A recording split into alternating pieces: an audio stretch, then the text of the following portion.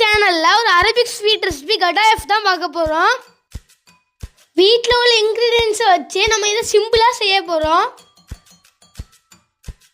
வாங்க இதை எப்படி செய்யலான்னு பார்ப்போம். முதல்ல ஒரு பவுல் எடுத்து அதில் 1 கப் மைதா ஆட் பண்ணிக்கலாம். அப்புறமா 1/4 கப் ரவை. இது வறுக்காத சாதாரணமான ரவை தான்.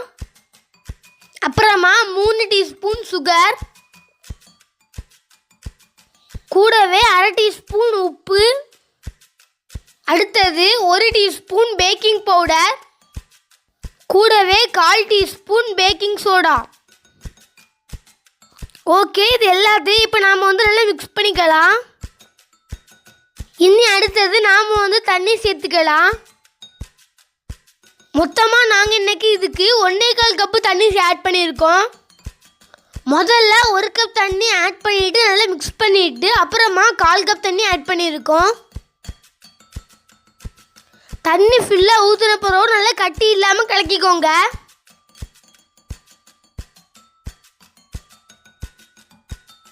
ஓகே, நாம் இதை ஒரு 1/2 மணி நேரம் அப்படியே வச்சிடலாம். அப்போன்னா அந்த ரவையெல்லாம் ஊறி நம்மளோட பேட்டர் சூப்பராக கிடைக்கும். அடுத்தது நாம் ஒரு க்ரீம் ஃபில்லிங் ரெடி பண்ணணும். அதுக்கு ஒரு பேனில் 250 மில்லி ஃபில் ஃபேட் மில்க் எடுத்துக்கோங்க.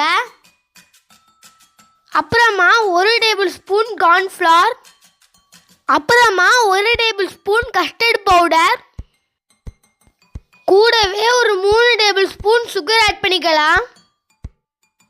சுகர் போடும்போது நாங்கள் காணிக்க மறந்துட்டோம், சாரி. ஆனால் நாங்கள் 3 டேபிள் ஸ்பூன் சுகர் போட்டிருக்கோம்.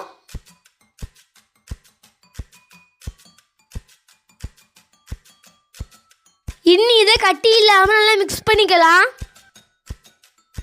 ஃபுல்லாக நல்லா மிக்ஸ் பண்ணிவிட்டு அப்புறமா தான் நம்ம ஸ்டவ் ஆன் பண்ணணும்.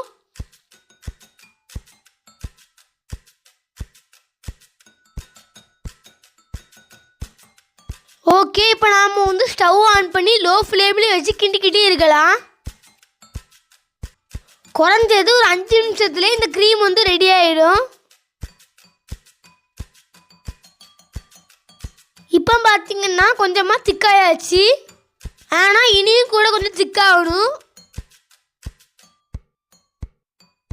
பாருங்க, இதுதான் கரெக்டான கன்சிஸ்டன்சி. இப்போ நாம் ஸ்டவ் ஆஃப் பண்ணிக்கலாம். இது இன்னும் நேரம் போக போக இன்னும் கெட்டியாகி நமக்கு கரெக்டான க்ரீம் டெக்ஸ்சரில் கிடச்சிரும். ஓகே, இனி அடுத்தது நாம் சர்க்கரை பாகு செய்யலாம். அதுக்கு ஒரு பேனில் 1 கப் சுகர் ஆட் பண்ணிக்கோங்க. கூடவே 1/2 கப் தண்ணி ஆட் பண்ணிக்கலாம். உங்களுக்கு குறைவாக சர்க்கரை பாகு வேணும்னா நீங்கள் இந்த மெஷர்மெண்ட்டில் பாதி அளவு போட்டுக்கோங்க. அப்போ உங்களுக்கு சர்க்கரை பாகு வேஸ்ட் ஆகாது. இப்போ கையில் வச்சு பார்க்கும்போது லைட்டாக பிசு பிசுப்பாக இருக்குது. இந்த ஸ்டேஜில் நம்மளுக்கு சர்க்கரை பாகு வேணும். இன்னி இதில் 1 டீஸ்பூன் ரோஸ் வாட்டர் ஆட் பண்ணிக்கலாம். ரோஸ் வாட்டர்லேருந்தா நீங்கள் இதுக்கு பதிலாக ஏலக்காய் தூளும் ஆட் பண்ணிக்கலாம். கடைசியாக 1 டீஸ்பூன் எலுமிச்சை சாறு ஊற்றிட்டு ஸ்டவ் ஆஃப் பண்ணிக்கலாம். ஓகே, நம்மளோட சர்க்கரை பாகு ரெடி ஆகிடுச்சு. இப்போ பாருங்க, நம்ம செஞ்சு வச்சிருந்த க்ரீம் நல்லா கெட்டியாயிடுச்சு. அதில் ஒரு 10 பாதாமை பொடி பொடியாக கட் பண்ணி சேர்த்து மிக்ஸ் பண்ணிக்கலாம். உங்களுக்கு வேணும்னா நீங்கள் இன்னும் அதிகமாகவும் நட்ஸ் ஆட் பண்ணிக்கலாம். இப்போ 1/2 மணி நேரம் ஆயிடுச்சு. நம்மளோட பேட்டர் இந்த மாதிரி தான் இருக்கணும், அதாவது இட்லி மாவு பதத்தில் இருக்கணும். அடுத்தது ஒரு பேனை ஹீட் பண்ணிக்கலாம். இன்றைக்கி நாங்கள் மாவு ஊற்றுறதுக்கு இந்த மாதிரி ஒரு 1/4 கப் மெஷர்மெண்ட் கப்பு தான் எடுத்துருக்குறோம். அப்போ தான் நம்மளோட கடாயஃப் ப்ரெட்டு ஒரே ஷேப்பில் அழகாக இருக்கும். இப்போ நாம் ஸ்டவ்வை லோ ஃப்ளேம்லேருந்து கொஞ்சமாக கூட்டி வச்சுக்கணும்.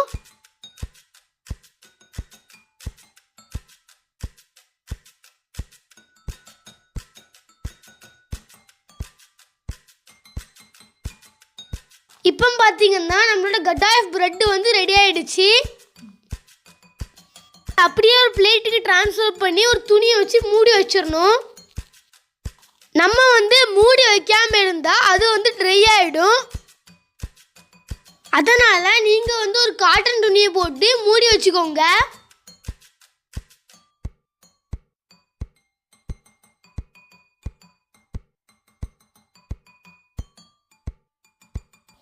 இந்த மாதிரி நம்ம வந்து எல்லா பிரெட்டையுமே ரெடி பண்ணிக்கலாம். பாருங்க, நம்மளோட பிரெட்டெல்லாம் வந்து ரெடி ஆயிடுச்சு.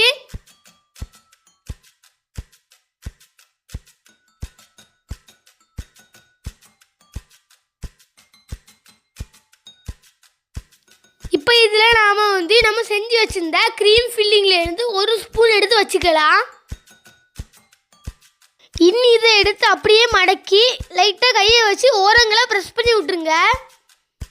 அது வந்து ப்ரெஸ் பண்ணும்போதே அழகாக ஒட்டிடும். இந்த மாதிரி நம்ம வந்து எல்லா பிரெட்லேயுமே க்ரீம் ஃபில்லிங்கை வச்சு ரெடி பண்ணிக்கலாம். ஆக்சுவலாக இந்த ஃபில்லிங்கை வந்து ஃப்ரெஷ் க்ரீம் யூஸ் பண்ணி தான் செய்வாங்க. ஆனால் ஃப்ரெஷ் க்ரீம் வந்து அவ்வளோ சீக்கிரமாக எல்லாருக்குமே கிடைக்காது. அதனால தான் நம்ம வீட்டில் உள்ள இன்க்ரீடியன்ஸை வச்சு நம்ம வந்து சூப்பராக செஞ்சுருக்கோம்.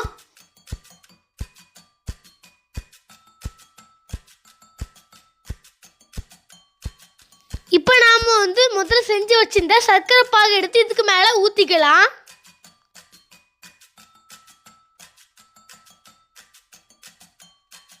நீங்களும் இந்த ஸ்வீட் ரெசிபியை வீட்டில் ட்ரை பண்ணி பாருங்கள்.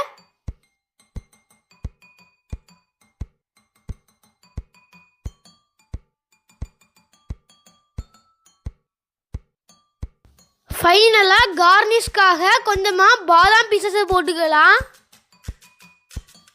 ஓகே, இந்த வீடியோ பிடிச்சிருந்தா லைக் பண்ணுங்கள், ஷேர் பண்ணுங்கள், கமெண்ட் பண்ணுங்கள். தேங்க்யூ ஃபார் வாட்சிங்.